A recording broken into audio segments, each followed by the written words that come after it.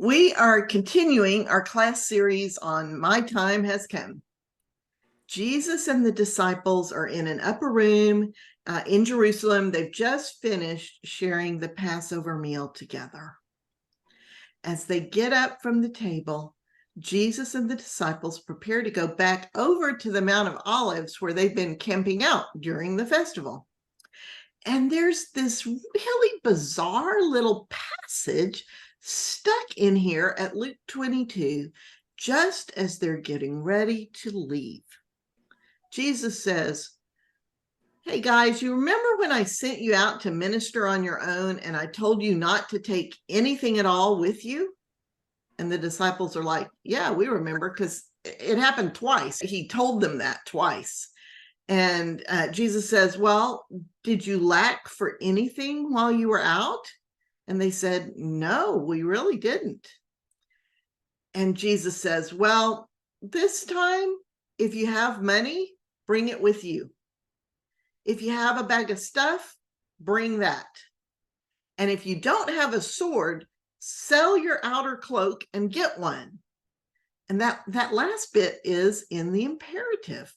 And this whole statement is so weird. Last time Jesus told them, don't take any bags with you, don't take any money with you, just take the shoes on your feet and the clothes on your back, and you'll be taken care of wherever you minister. And he did that twice. This is the exact opposite. So weird. But he says one more thing that might shed some light on it. He quotes Isaiah 53:12 and says it is being fulfilled.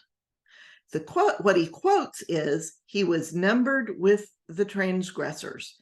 And that word transgressor, it's usually translated transgressor, but it means rebels.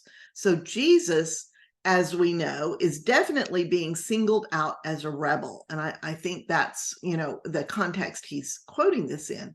So that whole chapter in Isaiah is a really famous messianic prophecy. Isaiah 53 is a big deal about how the Messiah is going to be despised and rejected. We've read it before, chunks of it. We've touched on this many times in other classes. It says how the Messiah will take up our pain and suffering, and how he will be misunderstood, and how people are going to look at him and say, "Oh, look how God is punishing him," when that's not what's happening at all. So the passage itself in Isaiah explains that it was us in our own sin doing the piercing and the crushing of the Messiah, and that he bore it all because God sent him to bring us peace and to heal us. We turned on him, but he was faithful. He never said a word in his defense. This is all in Isaiah, prophesied like 700 years before Christ. So, and the beauty of this particular quote is that it comes from the very end of the chapter, of the passage, where God responds to all this by saying, because he poured his life out, even to his death, his portion, his inheritance, will be among the great. And that makes perfect sense as being fulfilled right now, this very night. Jesus has poured his entire life out in service to the people, and even all the way up to and including this very moment when his death is upon him. But it still doesn't explain, for me anyway, why the disciples would need to sell their cloaks to buy swords. None of them actually go do it, because it says there, it turns out the disciples already have a couple of swords with them, and Jesus tells them that will be enough, which is so weird, because when it comes down to it in a few hours, and Peter actually does pull out one of the swords, Jesus tells him to put it away. So I think, and this is just my interpretation here, I think that here, as they're leaving the Last Supper, I think Jesus is still not sure whether God is going to intervene or not. He isn't sure whether the Spirit is going to lead him to fight, whether the Lord is going to actually, go ahead and fulfill all these warrior prophecies, or what. Jesus doesn't is if the Lord is going to fulfill the warrior prophecies, he's not going to fulfill it with a earthly army. He's going to fulfill it with the heavenly host, right? With a heavenly army. So, and the people are involved, but the might would come from the Lord. I think Jesus isn't really sure whether there might be a plot twist here. And I think he wants to be prepared for anything that might happen. And we'll see in a minute that Jesus really, really doesn't want to have to go through with the torture and crucifixion. So we've now heard everything Jesus has had time to say in his short life. He's taught the disciples all he can. This is his last teaching. We've heard his last prayer. Nothing more is said. So this seems to be a good point to stop and just reflect on what it is that Jesus has taught them. When Jesus first called these disciples together, he taught them that their mission is to be the salt and light of the world, or else the whole world would be plunged into darkness. This basic training was in the Sermon on the Mount. Jesus called them to his mission of fulfilling the law and the prophets.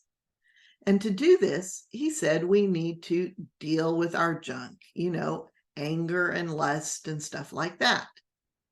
And once we've let go of that darkness in us, we need to be healed and filled.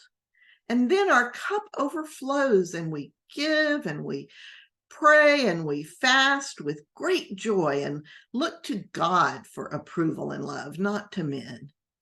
And then we commit to following God, and we look for his path, and we choose God each and every day.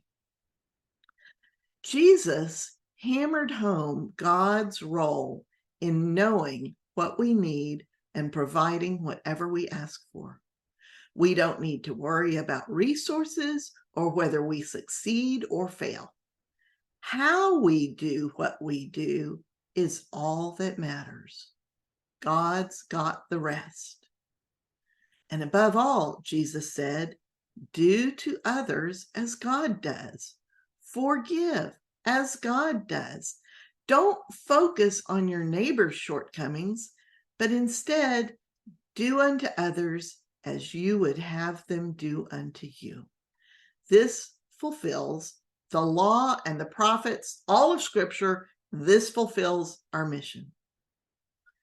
Jesus said to pray simply, just knowing that God is listening. He said, in your prayers, remember that God is your Father. God is in heaven, and God's very name is holy. And so pray for the success of your mission. Ask for whatever you need in your mission and rely on God to give it.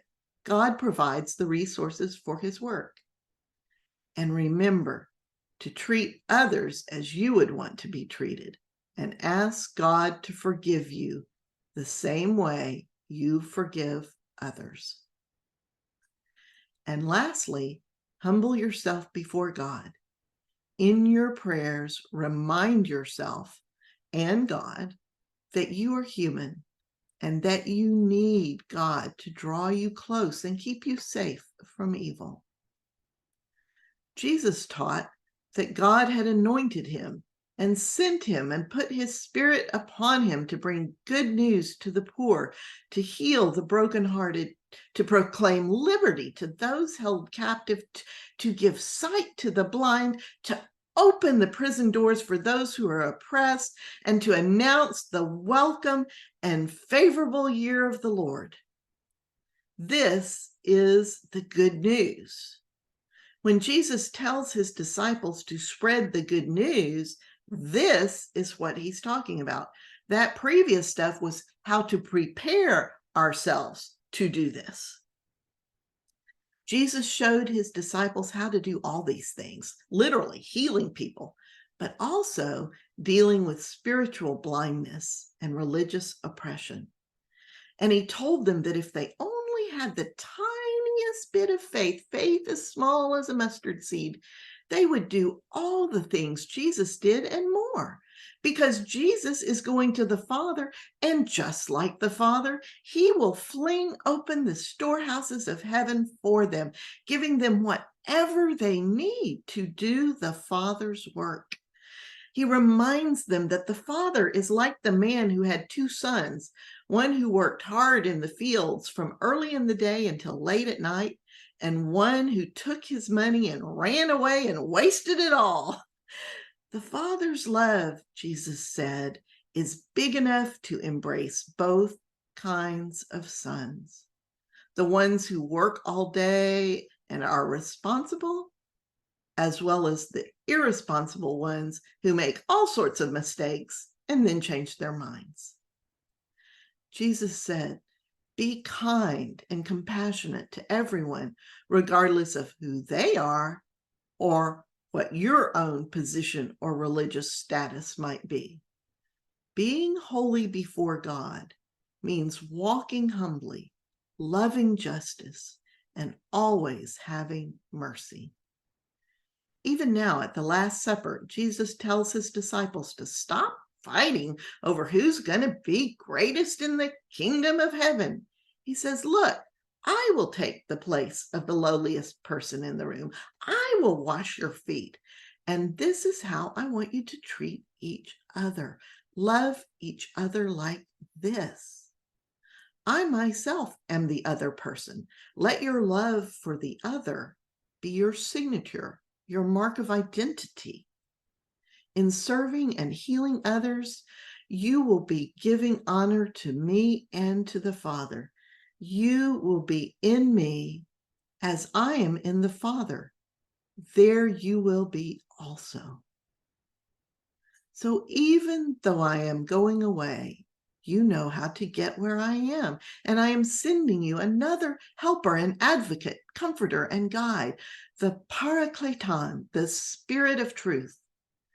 So be at peace. Do not be anxious that I am going away. Stay plugged into me. Otherwise, you will have no life in you. You'll be like a branch that withers up and is good for nothing except to be burned for fuel or tossed in the trash heap. I am the life-giving vine. So stay with me so that you may be pruned like I am pruned and may produce fruit abundantly in the kingdom of heaven. I have loved you the same way the Father has loved me. So love each other the way I have loved you. I have told you all these things because no matter what other people do to you, no matter how your life turns out, these things I have told you lead to joy. And I want your joy to be full to the brim. So go now and bear fruit, fruit that will remain. This is doing the work of the Father in the kingdom of heaven. Just tell people the good news of God's love and mercy and offer of healing and wholeness. Bear the fruit of love. Love each other the way I have loved you. And love God with all your heart, soul, and mind. And love your neighbor as you love yourself. All of Scripture hangs upon this central point. Over these few short years, Jesus has taught all these things to his disciples over and over and over again. It is a short message. There is more to say. He wants, there's more for them to learn, but time has run out. Jesus and the disciples sing a hymn to end the Passover meal, and they leave the upper room. Quietly, under cover of darkness, they head out to their camping spot on the Mount of Olives. It's in a garden named Gethsemane.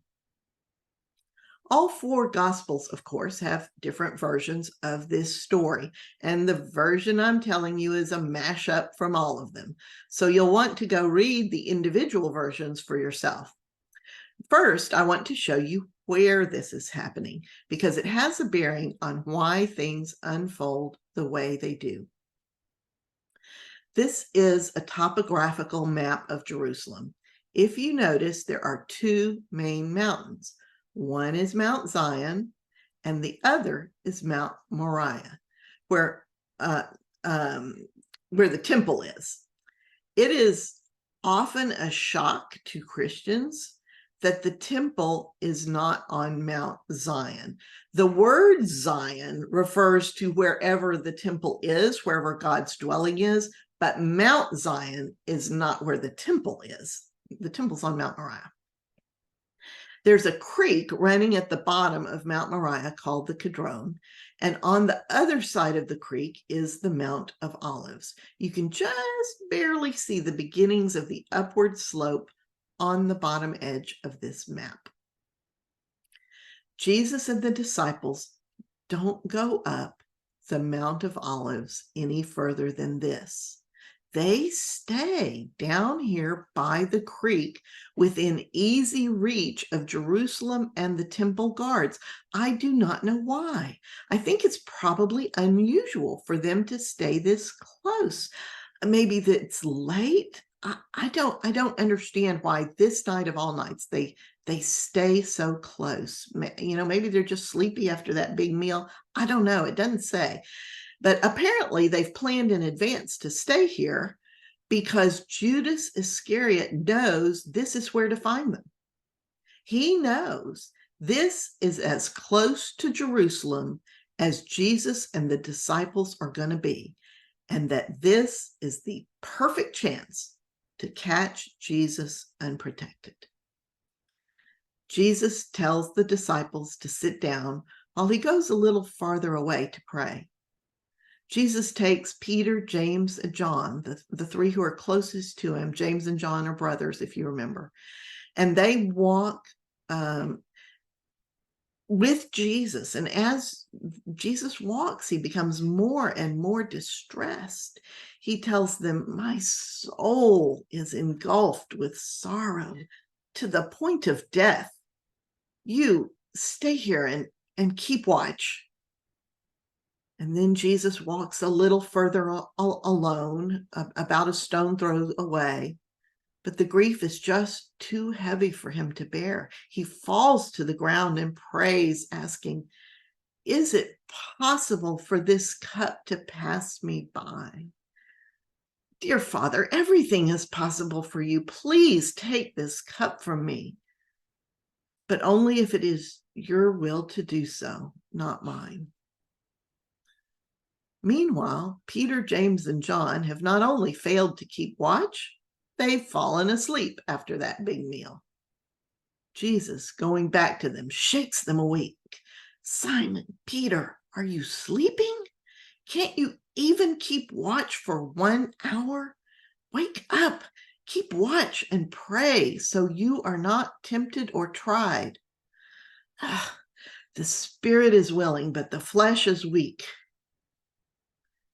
And again, Jesus goes away and prays that this cup, this coming ordeal, might pass him by. Please, Father, please let there be a plot twist.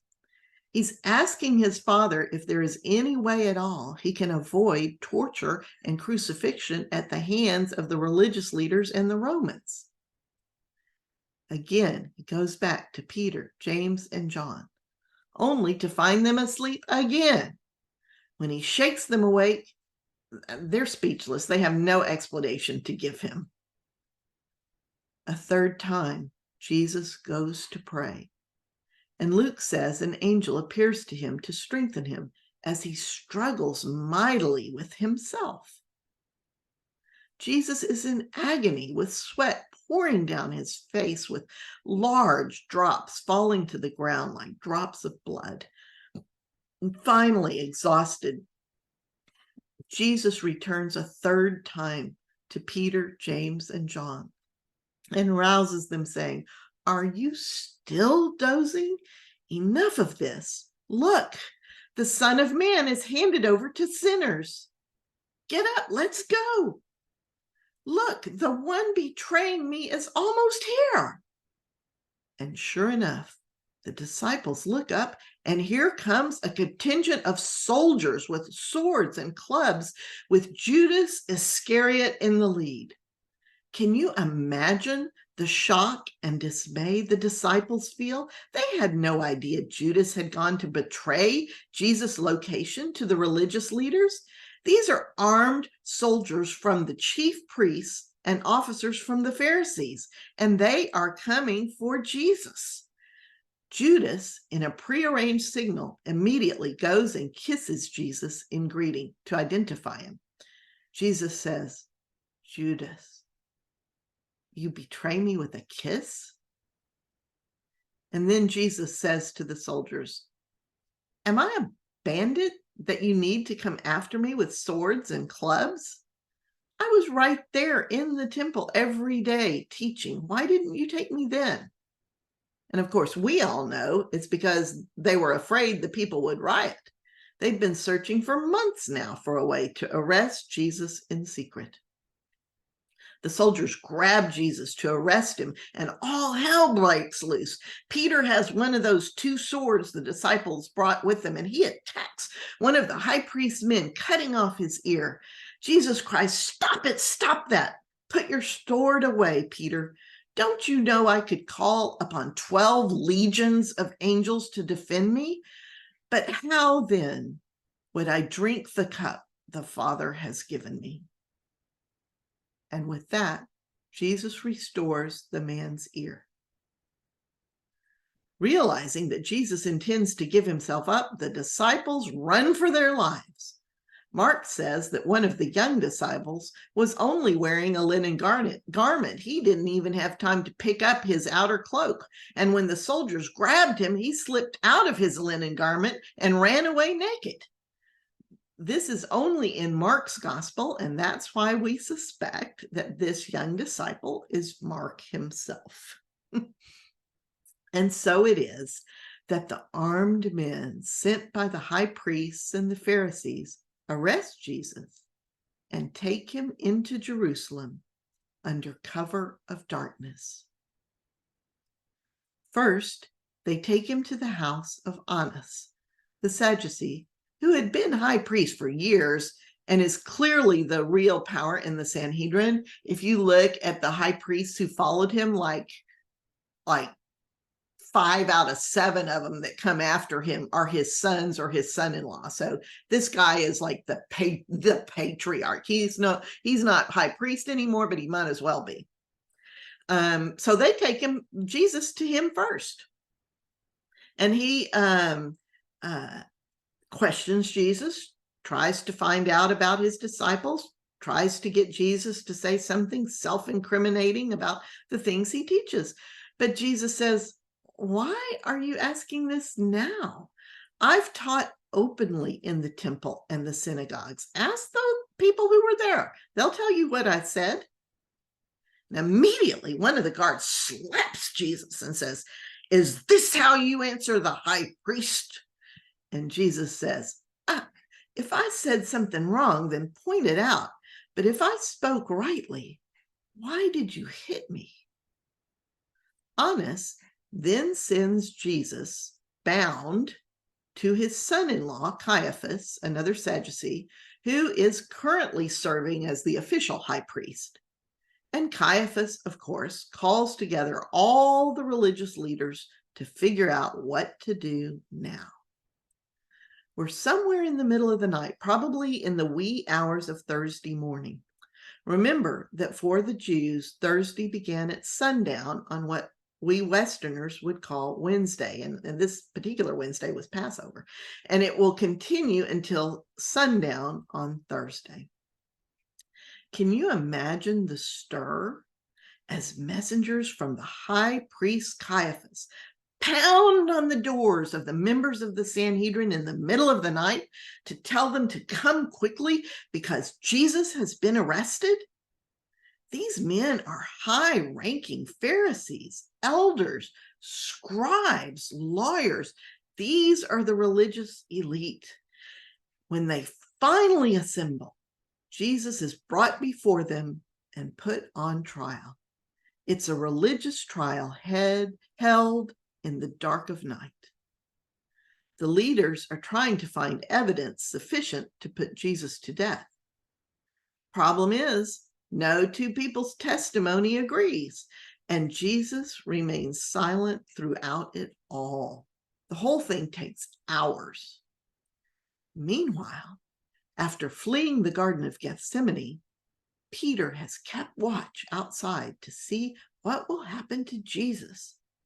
He followed the soldiers to Annas's house and then trailed at a distance when they took Jesus to Caiaphas and the gathering of the Sanhedrin. It's cold outside, and there's a fire burning in the courtyard outside of Caiaphas's house. Caiaphas's servants are up, of course, to tend to the needs of the Sanhedrin, and about this time of day is when servants would normally begin their work. And surely some servants of the rest of the Sanhedrin are also there, having accompanied their masters. So Peter, tries to blend in with the crowd who's warming themselves by the fire. Suddenly, one of the servant girls recognizes Peter. She says, "Hey, you're with Jesus the Nazarene too." Alarmed, Peter says, "Oh, no, I'm not."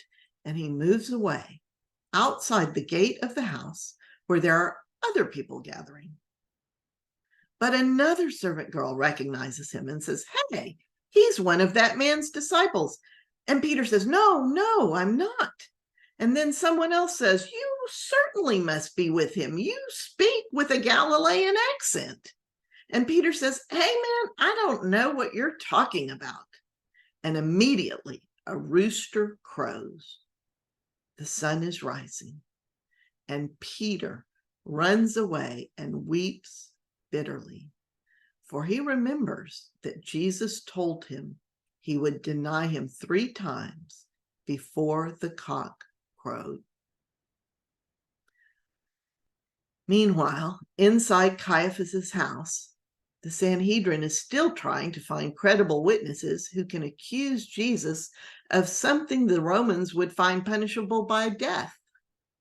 One guy says, "Well, I heard him say he will destroy the temple by human hands and then rebuild it in 3 days supernaturally."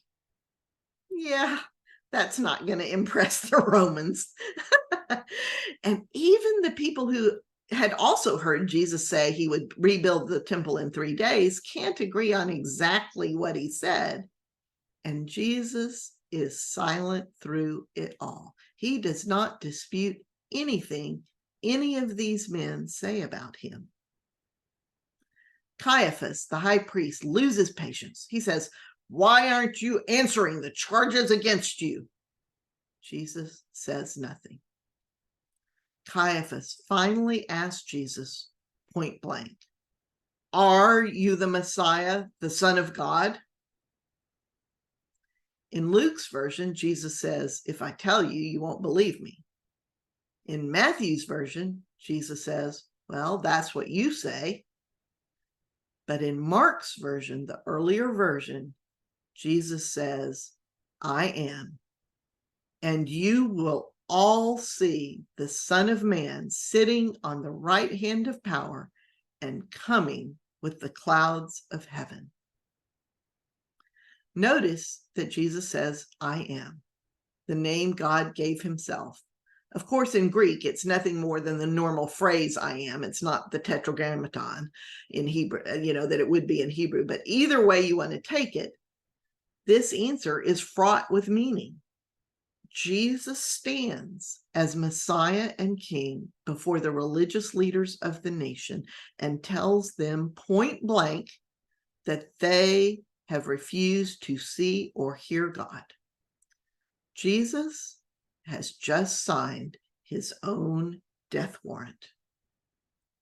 Caiaphas tears his robes in the ultimate hypocritical act of self-piety and cries, "We need no more witnesses. "Blasphemy, blasphemy! What say you, Sanhedrin?" And they condemned Jesus to death, death for daring to call himself the Son of God, and now surely death at the hands of the Romans for claiming finally to be the Messiah. He finally said the words. And the Romans know that the Messiah is the prophesied king of the Jews. They've been on the watch out for the Messiah for a while yet. The vote to condemn Jesus to death is unanimous, according to Mark. But I wonder if it's a vote by acclamation, and I wonder if some of the men of the Sanhedrin remain silent. The mood of the group definitely turns ugly after Caiaphas tears his robes. Some of the men spit on Jesus. They blindfold him and hit him and mock him, saying, "Prophesy now, why don't you tell us who it is that struck you?" Then the temple guards, the guards under the command of the religious leaders, take Jesus away and beat him. The stakes are so high here. This is literally a life and death situation that Jesus and Peter are in, but they react very differently. So let's talk about that a little in our breakout groups.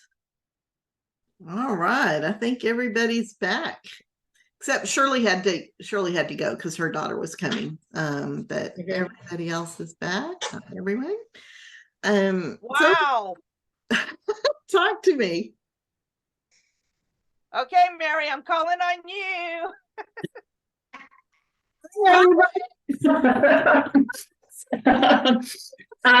When I shared, I want to just start just by saying what the question was, because some people who listen to the videos don't, have access to the question. So I just want to say that all of the questions were around comparing how Jesus responded to his impending torture and death, and how Peter responded to the possibility of torture and death like that. And then the third question was, so what was the difference? What made the difference? And how do we prepare ourselves like Jesus did? Okay, you're on, Mary. well, I so many words. I'm highly verbal, high context. But I've heard this story so many times at my age, and where I chose to go with it today when I listened, and you did it beautifully, Gail. Once again, thank you for the gift you bring. And I chose to make it an internal opportunity as opposed to external. And I thought about my own spiritual life and development, and that to get to the place where Jesus was, as he was quiet and still until he was directly asked. I think about my own internal journey as I've grown in my faith, that there have been many voices that have challenged me internally that said, because I had so much dogma and so much religiosity and so much, absolutes. And this to me is another example of we are everyone in that story. It's not either or, it's both and. And the journey is getting to the place where I can answer that question internally. Who do you say that I am? We have 3 versions, 4 versions, but who do you say that I am, and how do I respond to that? Who is the God in me? So I made it a very internal opportunity for taking a look at where I am in my own faith journey, and with the goal of not judging, not being angry, not all that stuff which comes with being human as we make this journey to come to a place of peace, to honor the Christ in us and honor the Christ in everyone else, no matter what the dialogue, no matter what the posture. Mary, I feel like that was a very enlightened answer, and you kind of hit the whole scope. I mean, to think about it, that we are this and internally instead of externally, that's amazing. Mhm. Well, and also we're so quick, as some of us at times in our faith, to force it or to share it with others. But I definitely agree with Mary of Jesus modeled even the Bible verse that says, be ready to give the reason for the hope And or Peter, glory, yeah, whatever. mhm. Yep. And then, but everybody stops there. And then the rest of the sentence is when asked. So, you know, like Jesus modeled that, like we get to share our faith, not forced, not in this spirit of almost pompous of I know better and you don't, but it's in the back to the theme of this Bible study, in humility and when asked, because when asked is when someone is ready to hear the answer. Before that, he showed it. He remained silent when people weren't ready to hear that. Yeah, He that didn't was an address the interesting thing. negativity. Pardon, was- Julia, can you repeat that? He wasn't participating in all the negativity that was going on. He waited until somebody asked him the question of truth and he responded with truth. But he didn't go down in the ditch with what all else was happening. He just remained above it and waited. And then when the truth was asked of him, he responded. Yeah. I'm sorry, Marlene. No, that was basically what we talked about in our group was, you know, he stood there quietly while all these people were coming in and telling, you know, untruths or partial truths or, you know, all of this pageantry was going on. And there was nothing to say that anyone would listen to until Caiaphas directly looked him in the eye and said, "Are you the Messiah?" Ask the right question. Asked the right question in the right moment, and that was his moment to finally say yes. Do you think it had anything to do with the fact that it was Caiaphas asking the high priest? Yes. I think so, yes. I think because he's the guy who makes the decision. Everybody else is just toying with him. He's speaking directly to the guy who has set himself up as God's authority on earth, right? Yep. Yeah. And also Caiaphas would be the one who would have the authority to turn him over to the Romans, but he had to have Right, a that's reason right. that the Romans would find enough of a threat to take action. And all this business about tearing down the temple, yeah, like Gail said, the Romans didn't care. They would be more than happy for the temple to be torn down. And they knew it wasn't going to get built in 3 years. They've been working on it for 46 years already, and it still wasn't finished. Yeah, yeah. But somebody who says, yes, I am the expected warrior king of Israel, that would get the Romans' attention. For sure. Well, and I like some poetic license that Caiaphas was a place in a place in his own journey. You know, he was hearing everything being said and he knew he had power, and it's like our own internal journey. Am I ready to ask the question, who is the God in me? Who is the Jesus in me? And am I willing to then respond in a way that mirrors that person that I love and that I hold in me? And you know, and I wonder about that with Caiaphas. We don't know the rest of the story. We do, but his personal story, you know, how was did he ask that question from a place of power?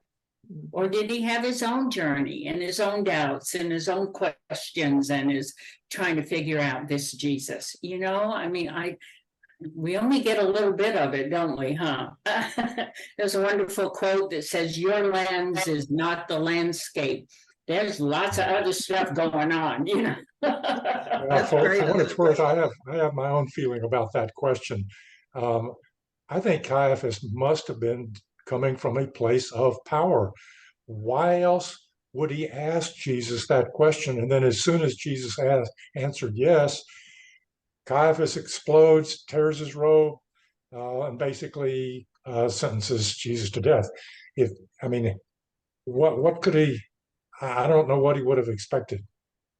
I Kind of like, sorry, go ahead. No, I'd rather hear from you. Well, kind of like Peter, you know, Peter denied Jesus 3 times, but we knew where Peter's heart was. So could Caius, however you say his name, could he have been in this internal dialogue of like, I want to believe, but then the pressure of his power and his leadership had to outweigh what potentially Mary's saying, his personal journey? Because we see that even his disciples do the contrary of what they believe and love. Yeah. Although I think we have to go back to the fact that the high priest at that time was allied with the Romans.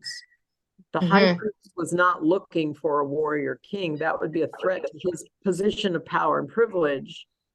And so he would be siding with the Romans. Now, Well, he's looking for a warrior king who will put Israel on top, you know, and I don't know that, and they give lip service to that, but when the actual Messiah shows up in power, they're not ready to give up. I think they realize that they have to give up their power at that point. Yeah. Well, and also looking at Jesus and this ragtag group of, backwoods, uneducated men, he's like, yeah, no, this isn't the guy. Yeah, exactly. Well, and I wonder, go ahead, Renee. I don't think that Caiaphas or the other groups, people in charge, really, Jesus didn't come the way they thought he would come, so he can't be Jesus. He's just another wacko. Yeah, and there had been several wackos in this time. It was like, if you look at the history of the Jewish nation, they lost their independence 100 years earlier. And then right at the time Jesus was born, and during Jesus' lifetime, and then for another 100 years thereafter, really, there was all of a sudden this eruption of people who called themselves messiahs. Right? There was like 3 or 4 of them when Jesus was born. Somebody asked a really interesting question a minute ago it raised in my mind an interesting question. What would Caiaphas really have wanted? Would he have actually wanted a warrior king Messiah to overthrow the Roman rule and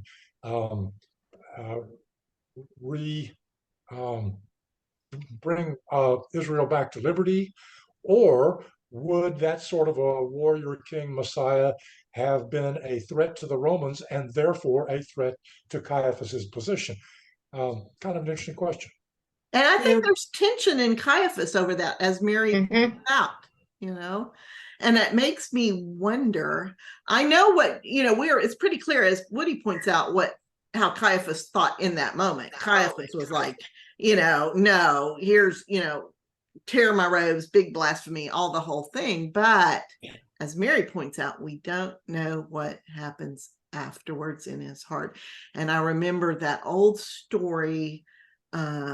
It's an old story. I'm sure you've heard it, but of an Easter parade, and some children have decorated a cross and for a float in the parade, and they've put flowers and all kinds of wonderful things on it, and they're dragging their little float in this parade, and the minister is giving them grief because they've put flowers and good things on the cross, and the cross is a symbol of death, and one of the children says to him, but isn't it supposed to be that everything the cross touches is transformed?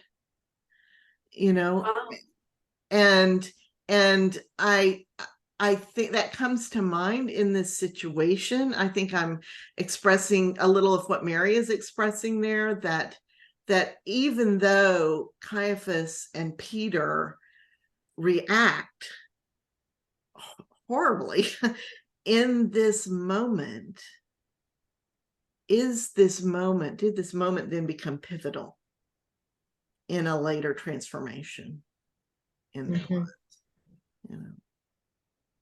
I also think part of Peter's fault or problem, not fault, but problem, is his whole world had just got turned upside down. Oh yeah. Because Well- Jesus just mentioned everybody needs a sword. So we're finally going to fight the Romans. Right. That's got to be what was in. I mean, he was jazzed. We're going to fight the Romans. We're finally going to get the war. You know, he's finally going to do what we thought he was going to do. And then all of a sudden, nope. And Peter's got to have his whole brain scrambled just a little bit, because Well- it's you know, I don't think he really, understood until later that everything Jesus said was pointing to this. He was still kind of jazzed that it was pointed to the old stuff. Yeah, he was none of these disciples were wanting to believe that Jesus was really going to be tortured and die. That was Right. they, There's no way. and then be resurrected 3 days later. I mean, none of this computed. No, he's gonna finally he's going to kick butt and Yeah, take do what he names. needs to do and save us all. And then all of a sudden they walk into this garden. Peter cuts some guy's ear off, and Jesus says, "No, don't do that," and fixes it. And it's like, what the heck is going on? I think that even though we know the story, we know the outcome, we believe in Jesus, I think it is too hard to fathom, to truly understand, how does somebody die to save us? I mean, I don't think that was the projection of a Messiah saving everything. But I also can we find pause there, Joe? Because that's important. Because the Messiah was to save the nation, to make them, to put them back where they were supposed to be as a blessing to the world. All right. Never as individual savior, kind of thing. Right. It was to usher in a period of healing and peace and wonderment.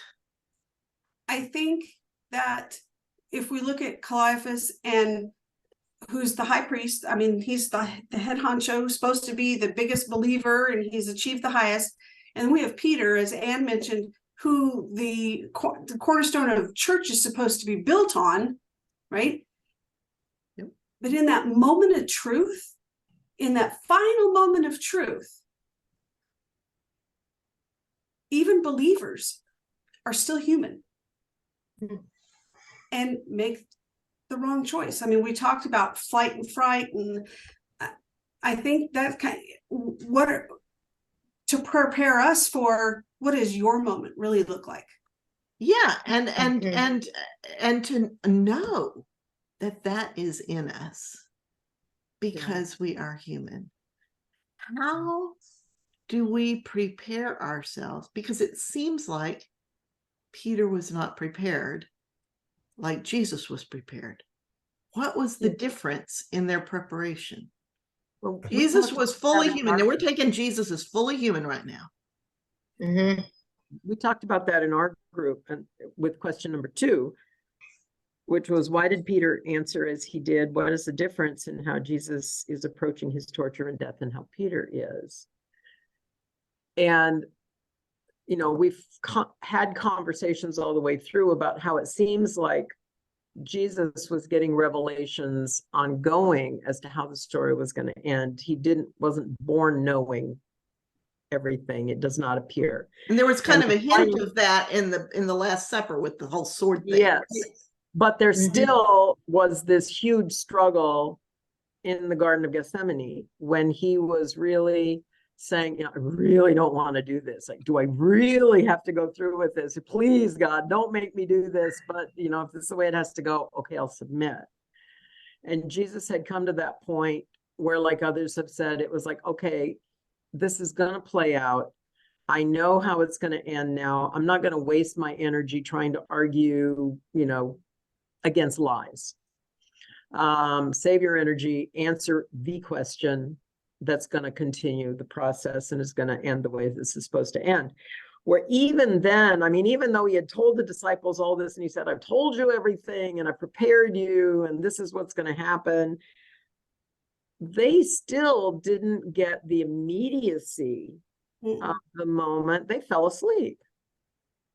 And so, you can imagine being awakened in the middle of the night from a sound sleep after this big meal, and you're all groggy, and all of a sudden it's chaos around you with clubs and swords and Judas. What's Judas doing here? Why is Judas doing this? And the adrenaline runs, the fight or flight kicks in, and I think we all would have reacted that way, or very few people would not have. They still were not prepared in any way for what was happening right before their eyes. But why? I think they couldn't Why weren't they understand it. prepared? I think they couldn't understand it. But Jesus told them plainly. But they knew what they they were- wanted to hear and what they wanted to believe. Even when Peter said, "You're the Messiah, the Son of God," how could the Messiah be hauled off in chains and be crucified? There are a lot of things that I know in my head. I may have been told, and I have them in my head, but they haven't made it down to my heart or my gut. Or my life experience. Or maturity, right? I mean, Mhm. we all kind of go through developmental stages, and our physical bodies, I think spiritually, we do the same thing. And so That's a great point, because it speaks to kind of being a child in where we are and a needing to mature. And that perhaps is a lens through which we can view Peter and Jesus. And if that is the case, what element of maturity did Jesus have that Peter did not at this point? Well, yeah, the ultimate trust in God. That sounds right to me, right? Yep. That's what I think. I think Even though it's- we think we believe until the moment comes. When I read this before class, it reminded me of the Columbine shooting, because one of the girls in the library was directly asked, I don't remember if it was, do you believe in God or are you a Christian? And she said yes, and was shot.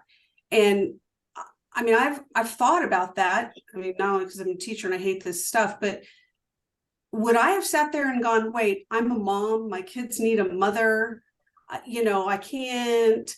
I mean, we think we know until the moment we're tested.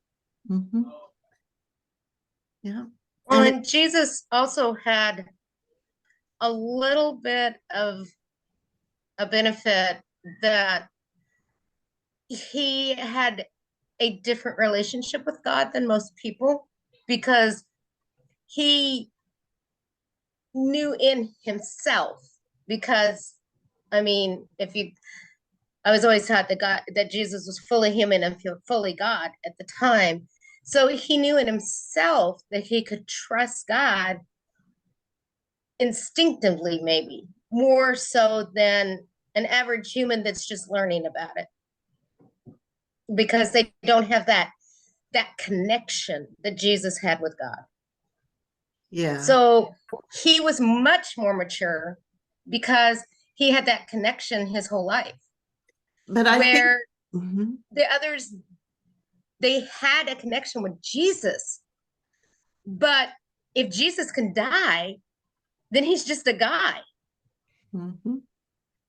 And that is why Jesus always pointed to God. That is why Jesus said, "You're not connecting to me, you're connecting to God. I am connecting you to God. All the good things are coming from God. Don't call me good. God is the one who is good. God is the one who is giving. Everything I'm doing are the things God is doing. I'm just copying God." And I think you've hit it on the head, Renee, that the disciples were so focused on being connected to Jesus that they didn't understand that it was the connection to God that was important. And that, I'm kind of thinking, is the important part for us. That it's not that Jesus had some magical, mystical, better way of connecting. It's that he was fully human to show us that we can have that connection to God, the same connection he had. I don't think his disciples understood that at the time. I don't think I did till just now. That was a great point. Yeah. But it's just like earlier when you said, Gail, you said, but they were told this. Yeah. That being I remember told- Woody said in our group that they didn't really have that courage until the Holy Spirit came down. And I think maybe that was the moment when they really, I mean, they had seen Jesus rise from the dead. He had walked with them after they died. He taught them some more. They saw him go up to heaven. But it was when the Holy Spirit came down on them that suddenly they had the courage to go out in public and speak. And from then on, there are all these records of them speaking truth to power and preaching and teaching and traveling and all the things, and almost all of them being martyred. And it was that connection to God. But that would be Of the Holy wasted. Spirit. That would be a complete waste if there was not something else for all the rest of us. True. Because if that Holy Spirit did clearly later, and obviously we're telling things that we haven't got to yet, but if that Holy Spirit did clearly later give them the ability to do the signs and wonders that needed to accompany the spreading of the good news, just as it did for Jesus, right? That was given to the apostles so they could continue doing what Jesus did. But unless they are pointing people directly to God and not to those gifts, not to the signs and wonders, Jesus used to say, you're just following me around because you want bread. So if we can't take it out of that context and say, once we understand that the point is to connect us to God and to fully and completely trust God that we are alive now forever. That our bodily lives can be laid down in service to God, no sweat. Well, kind of like Erica said too, the stages of development, I think equally there's stages of grief and stages of acceptance. And I think due to Jesus, back to your point of Jesus' connection, deep connection to God, he had his bargaining. He bargained in the garden, right? Peter's still bargaining. Peter's there going, how do we get out of this? And Jesus had moved through the, I'm not trying to put psychology into back then, but Jesus people are people. Had moved through the bargaining stage, and it seems like by the time he was in front of Caiaphas, had settled in so deeply that he didn't have to answer the other questions anymore. He wasn't fighting it anymore. He kind of knew what was happening. It seems like understood better pieces of God's plan. He accepted it. And so Peter wasn't there yet, right? Well, he didn't need to be there because he had Jesus. And so sometimes we don't need to act or have courage or rely on our faith, because we have those around us that are comforting us and that we trust and that support us. But you remove those people around and you better believe it, whether it's a tragedy, whether it's just unfortunate circumstances, illness, whatever. Yeah, there comes a point where we also have to own our faith, rely on our belief in God and our past experience, what they're doing to us and what they're teaching us and what they're putting in our spirit to do. So sometimes it's until we're uncomfortable that we don't move. That raises an interesting. That in our group. Go ahead, Woody. That raises an interesting question. Do we need to be careful about putting our faith and trust in Jesus rather than God. I It's mean, kind of like the disciples did. well, it's certainly, if we're putting our faith in a picture of Jesus, a conception of Jesus, that is, all these miraculous things he did, and it's bundled up with that, then we're not actually focusing on God. But Jesus did say he and God are one. He also said we can be there too. We are one with Jesus and God together, all of us. But It's yes, difficult.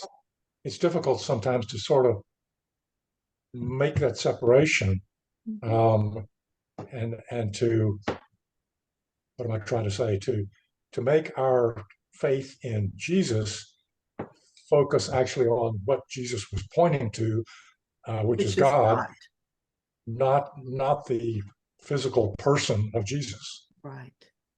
Right. And I think that's where we get all tangled up in, well, people have to say the certain creeds and you have to believe the certain things, and then we go off in left field. We know the fruit of that, right? But God, I think if we boiled all of this, everything we've done down, it would have to be that the root is that we belong to God, our life comes from God, our life goes to God, and our life is lived in God. And if that is how we view it, holding it with an open hand is a no-brainer. Well, and I don't know, in just my brain, I used to, before I learned better, think that, heaven was like a different plane of existence, instead of involved in this existence. It was a place to go. You like, I don't know. I knew it was another planet, but it might as well have been, right? Well, and being the sci-fi fantasy person I am, I was thinking, okay, so it's just another plane of existence. Well, now when you really think about it and know that God is everywhere on this earth, I mean, he's on the earth. He's not in a different place. He's here. That makes so much more difference, because that makes God attainable. It makes easy to communicate with God because he's here. If you realize that the pulse in your heart is the pulse of the universe, and that God is in every pulse of every part of life in around us, death, fear of what people can do to you, how they can ruin your career, it just becomes not important.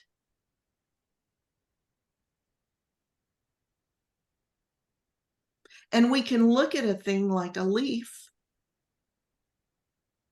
and think on it and still ourselves, like Erica was saying, to where we can feel the pulse of God and be connected.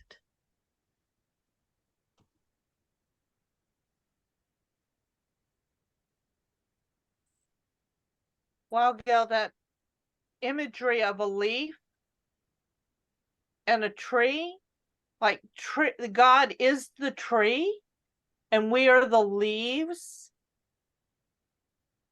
And sometimes the leaf might fall, but it's still a leaf connected to God, even if it separates from the tree. And if it dies, it falls and it becomes nourishment that is then drawn right back up in that tree. Yeah. We are part of God. We are part of Jesus. Jesus said so. And I want to, we're at the end of our time. I want to leave you with one last question, not to discuss, but one to ponder. And that is, I wonder what would have changed if Peter had said, yes, I know him. I love you, and I will see you all next week. Thank you. Gail, before we go, I just want to tell you, being a teacher, I used to do the PowerPoints. I know how much work and time is put in little charts with the dropping and the animating and the arrows. And you spend a lot of time on our behalf for that. And thank you. And I want to thank the group. We're such a varied group. And I just think I learned so much in this group, and y'all are so profound. I feel very blessed to have both those gifts. Me too. Amen. Amen. Same. Thank you, Joe. Love you. Guys. Bye.